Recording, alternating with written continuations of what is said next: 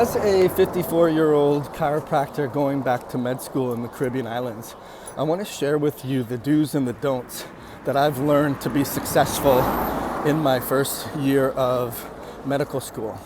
The do's are to show up to class.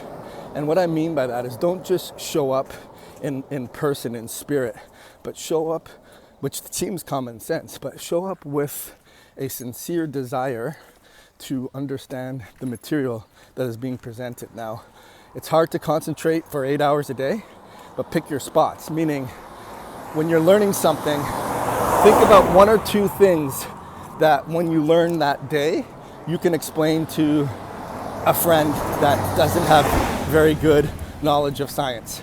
Say it in a way that a fifth grader could understand. That's really important.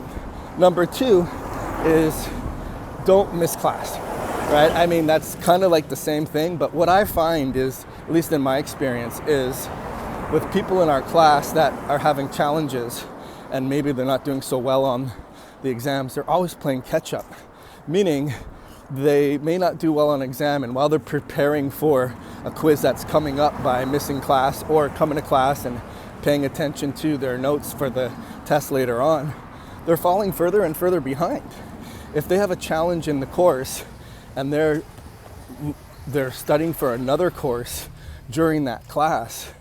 And listen, I've done that before, but you minimize that. You want to maybe brush up on your stuff. But if you're constantly not showing up to class, or you're showing up to class focusing on another subject, and you're always playing catch up, it's kind of like someone who's in debt that is only making interest payments. They're never going to cut into the deficit. And that's a huge, huge problem.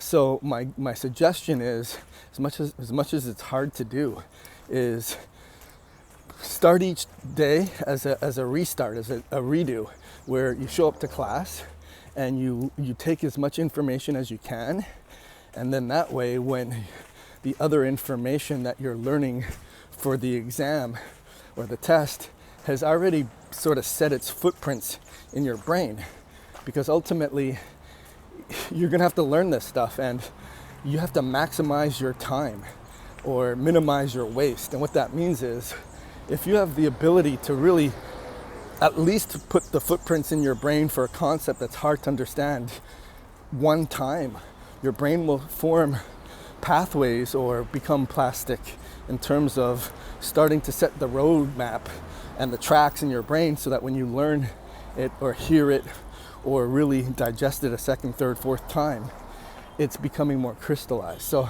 those would be my major takeaways that is important in life, right? Is just be in the moment and really, focus on the task at hand.